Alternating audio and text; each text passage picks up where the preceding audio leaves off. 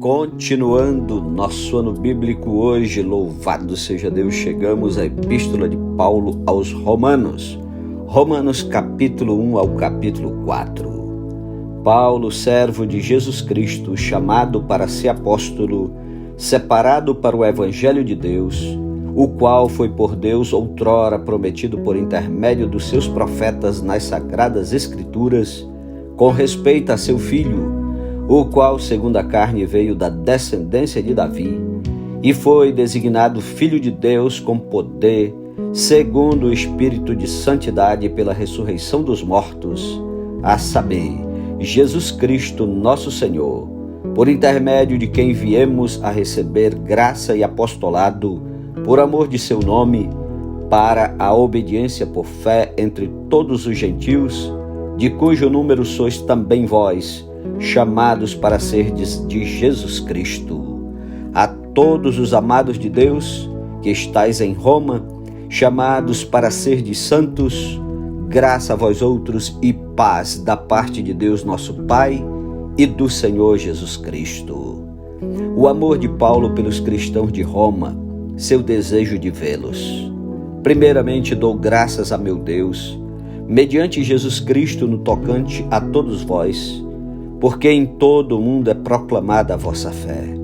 Porque Deus, a quem sirvo em meu espírito, no Evangelho de seu Filho, é minha testemunha de como incessantemente faço menção de vós em todas as minhas orações, suplicando que, em algum tempo, pela vontade de Deus, se me ofereça boa ocasião de visitar-vos. Porque muito desejo ver-vos, a fim de repartir convosco algum dom espiritual, para que sejais confirmados, isto é, para que em vossa companhia, reciprocamente, nos confortemos por intermédio da fé mútua, vossa e minha.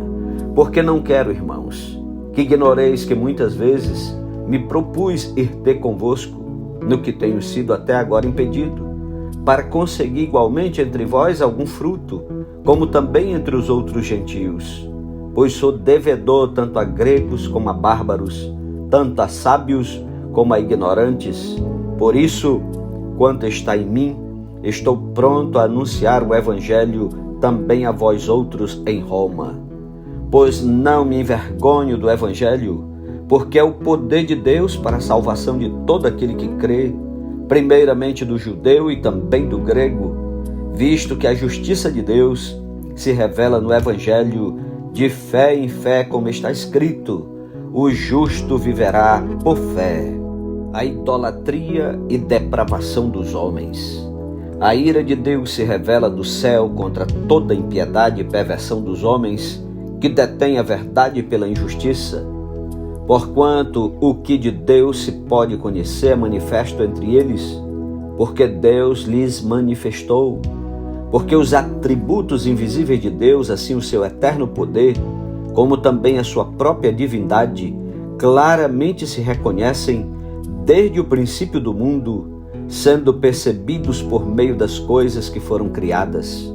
Tais homens são, por isso, indesculpáveis, porquanto, tendo conhecimento de Deus, não o glorificaram como Deus, nem lhe deram graças. Antes se tornaram nulos em seus próprios raciocínios, obscurecendo-lhes o coração insensato. Inculcando-se por sábios, tornaram-se loucos e mudaram a glória do Deus incorruptível em semelhança da imagem de homem corruptível, bem como de aves, quadrúpedes e répteis. Por isso, Deus entregou tais homens à imundícia pelas concupiscências do seu próprio coração, para desonrarem o seu corpo entre si, pois eles mudaram a verdade de Deus em mentira, adorando e servindo a criatura em lugar do Criador, o qual é bendito eternamente. Amém. Por causa disso, os entregou Deus às paixões infames, porque até as mulheres mudaram o modo natural de suas relações íntimas por outro, contrário à natureza. Semelhantemente, os homens também, deixando o contato natural da mulher, se inflamaram mutuamente em sua sensualidade, cometendo torpeza homens com homens e recebendo em si mesmos a merecida punição do seu erro. E por haverem desprezado o conhecimento de Deus, o próprio Deus os entregou a uma disposição mental reprovável para praticarem coisas inconvenientes, cheios de toda injustiça, malícia, avareza e maldade, possuídos de inveja, homicídio, contenda, dolo e malignidade, sendo difamadores, caluniadores, aborrecidos de Deus, insolentes, soberbos, presunçosos, inventores de males, desobedientes aos pais, insensatos, pérfidos, sem afeição natural e sem misericórdia. Ora, conhecendo eles a sentença de Deus, de que são passíveis de morte, os quais tais coisas praticam, não somente as fazem, mas também aprovam os que assim procedem. Capítulo 2. Os gentios e os judeus igualmente culpados, o juízo de Deus. Portanto, és indesculpável, ó homem, quando julgas quem quer que sejas, porque no que julgas a outro, a ti mesmo te condenas, pois praticas as próprias coisas que condenas. Bem sabemos que o juízo de Deus é segundo a verdade contra os que praticam tais coisas. Tu, ó homem, que condena os que praticam tais coisas e fazes as mesmas, pensas que te livrarás do juízo de Deus? Ou desprezas a riqueza da sua bondade, tolerância e longanimidade, ignorando que a bondade de Deus é que te conduz ao arrependimento? Mas segundo a tua dureza e coração impenitente, acumulas contra ti mesmo ira para o dia da ira e da revelação do justo juízo de Deus, que retribuirá a cada um segundo o seu procedimento. A vida eterna aos que, perseverando em fazer o bem, procuram glória, honra e incorruptibilidade, mas ira e indignação aos facciosos que desobedecem à verdade e obedecem à injustiça. Tribulação e angústia virão sobre a alma de qualquer homem que faz o mal, ao judeu primeiro e também ao grego. Glória, porém, honra e paz a todo aquele que pratica o bem, ao judeu primeiro e também ao grego. Porque para com Deus não há acepção de pessoas. Assim, pois, todos os que pecaram sem lei, também sem lei perecerão. E todos os que com lei pecaram, mediante lei serão julgados. Porque os simples ouvidores da lei não são justos diante de Deus, mas os que praticam a lei hão de ser justificados. Quando, pois, os gentios que não têm lei procedem por natureza de conformidade com a lei, não tendo lei, servem eles de lei para si mesmos. Estes mostram a norma da lei gravada no seu coração, testemunhando-lhes também a consciência e os seus pensamentos mutuamente, acusando-se ou defendendo-se, no dia em que Deus, por meio de Jesus Cristo, julgar os segredos dos homens de conformidade com o meu evangelho. Se, porém, tu, que tens por sobrenome judeu, e repousas na lei, e te glorias em Deus, que conheces a sua vontade, e aprovas as coisas excelentes, sendo instruído na lei, que estás persuadido de que és guia dos cegos, luz dos que se encontram em trevas, instrutor de ignorantes, mestre de crianças, tendo na lei a forma da sabedoria e da verdade, tu, pois, que ensinas a outrem, não te ensinas a ti mesmo? Tu que pregas que não se deve furtar, furtas? Dizes que não se deve cometer adultério e o cometes? Abominas os ídolos e lhes roubas os templos? Tu que te glorias na lei, desonras a Deus pela transgressão da lei? Pois, como está escrito, o nome de Deus é blasfemado entre os gentios por vossa causa. Porque a circuncisão tem valor se praticares a lei. Se és, porém, transgressor da lei, a tua circuncisão já se tornou incircuncisão. Se, pois, a incircuncisão observa os preceitos da lei, não será ela, porventura, considerada como circuncisão? E se aquele que é incircunciso por natureza cumpre a lei, certamente ele te julgará a ti, que não obstante a letra e a circuncisão, és transgressor da lei. Porque não é judeu quem o é apenas exteriormente, nem é circuncisão a que é somente na carne. Porém, judeu é aquele que o é interiormente, e circuncisão a que é do coração, no espírito, não segundo a letra, e cujo louvor não procede dos homens, mas de Deus. Capítulo 3. Paulo responde a objeções. Qual é, pois, a vantagem do judeu? Ou qual a utilidade da circuncisão? Muitas sobre todos os aspectos, principalmente porque aos judeus foram confiados os oráculos de Deus. E daí? Se alguns não creram, a incredulidade deles virá desfazer a fidelidade de Deus? De maneira nenhuma. Seja Deus verdadeiro e mentiroso todo homem, segundo está escrito, para seres justificado nas tuas palavras e venhas a vencer quando fores julgado. Mas se a nossa injustiça traz à lume a justiça de Deus, que diremos? Porventura será Deus injusto por aplicar a sua ira? Falo como homem. Certo que não. Do contrário, como julgará Deus o mundo? E se por causa da minha mentira fica em relevo a verdade de Deus para a sua glória, por que sou eu ainda condenado como pecador? E por que não dizemos, como alguns caluniosamente afirmam que o fazemos? Pratiquemos males para que venham bens? A condenação destes é justa. Que se conclui? Temos nós qualquer vantagem? Não, de forma nenhuma, pois já temos demonstrado que todos, tanto judeus como gregos, estão debaixo do pecado. Como está escrito, não há justo nenhum sequer. Não há quem entenda, não há quem busque a Deus. Todos se extraviaram, a uma se fizeram inúteis. Não há quem faça o bem, não há nenhum sequer.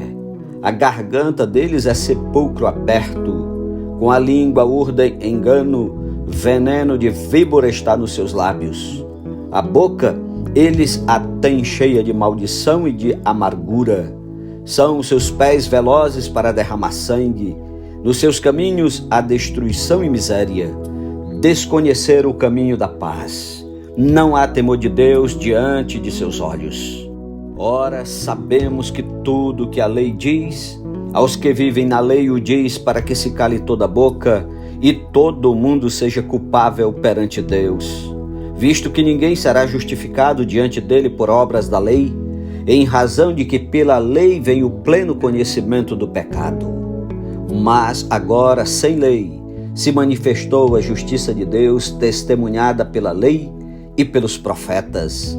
Justiça de Deus mediante a fé em Jesus Cristo para todos e sobre todos os que creem, porque não há distinção, pois todos pecaram e carecem da glória de Deus, sendo justificados gratuitamente por sua graça, mediante a redenção que há em Cristo Jesus, a quem Deus propôs no seu sangue como propiciação mediante a fé, para manifestar a sua justiça, por ter Deus, na sua tolerância, deixado impunes os pecados anteriormente cometidos, tendo em vista a manifestação da sua justiça no tempo presente, para ele mesmo ser justo e o justificador daquele que tem fé em Jesus. Onde, pois, a jactância foi de toda excluída? Por que lei? Das obras? Não, pelo contrário, pela lei da fé. Concluímos, pois, que o homem é justificado pela fé, independente das obras da lei. É porventura Deus somente dos judeus? Não é também dos gentios? Sim, também dos gentios, visto que Deus é um só, o qual justificará por fé o circunciso e mediante a fé o incircunciso. Anulamos, pois, a lei pela fé? Não, de maneira nenhuma. Antes confirmamos a lei. Capítulo 4. Abraão justificado pela fé. Que, pois, diremos ter alcançado Abraão, nosso pai, segundo a carne? Porque se Abraão foi justificado por obras, tem de que se gloriar, porém não diante de Deus. Pois que diz a Escritura? Abraão creu em Deus, e isso lhe foi imputado para a justiça. Ora, ao que trabalha, o salário não é considerado como favor, e sim como dívida. Mas ao que não trabalha, porém crê naquele que justifica o ímpio, a sua fé lhe é atribuída como justiça. E é assim também que Davi declara ser bem-aventurado o homem a quem Deus atribui justiça, independente de obras. Bem-aventurados aqueles cujas iniquidades são perdoadas e cujos pecados são cobertos. Bem-aventurado o homem a quem o Senhor jamais imputará pecado. Vem, pois, esta bem-aventurança exclusivamente sobre os circuncisos ou também sobre os incircuncisos? Visto que dizemos, a fé foi imputada a Abraão para a justiça. Como, pois, lhe foi atribuída? Estando ele já circuncidado ou ainda incircunciso? Não no regime da circuncisão, e sim quando incircunciso, e recebeu o sinal da circuncisão como selo da justiça da fé que teve quando ainda incircunciso, para vir a ser o pai de todos os que creem, embora não circuncidados, a fim de que lhes fosse imputada a justiça, e pai da circuncisão, isto é, daqueles que não são apenas circuncisos, mas também andam nas pisadas da fé que teve Abraão, nosso pai, antes de ser circuncidado. Não foi por intermédio da lei que a Abraão ou a sua descendência coube a promessa de ser herdeiro do mundo, e sim mediante a justiça da fé. Pois, se os da lei é que são os herdeiros, anula-se a fé e cancela-se a promessa, porque a lei suscita a ira, mas onde não há lei, também não há transgressão. Essa é a razão, porque provém da fé, para que seja segundo a graça, a fim de que seja firme a promessa para toda a descendência, não somente ao que está no regime da lei, mas também ao que é da fé que teve Abraão, porque Abraão é pai de todos nós, como está escrito, por pai de muitas nações te constituí. Perante aquele no qual creu, o Deus que vivifica os mortos e chama à existência as coisas que não existem. Abraão, esperando contra a esperança, creu para vir a ser pai de muitas nações, segundo lhe fora dito, assim será a tua descendência. E sem enfraquecer na fé, embora levasse em conta o seu próprio corpo amortecido, sendo já de 100 anos, e a idade avançada de Sara, não duvidou por incredulidade da promessa de Deus, mas pela fé se fortaleceu dando glória a Deus, estando plenamente convicto de que ele era poderoso para cumprir o que prometera. Pelo que isso lhe foi também imputado para a justiça. E não somente por causa dele está escrito que lhe foi levado em conta, mas também por nossa causa, posto que a nós igualmente nos será imputado, a saber, a nós que cremos naquele que ressuscitou dentre os mortos, a Jesus nosso Senhor, o qual foi entregue por causa das nossas transgressões e ressuscitou por causa da nossa justificação. Amém. Louvado seja Deus pela sua santa palavra.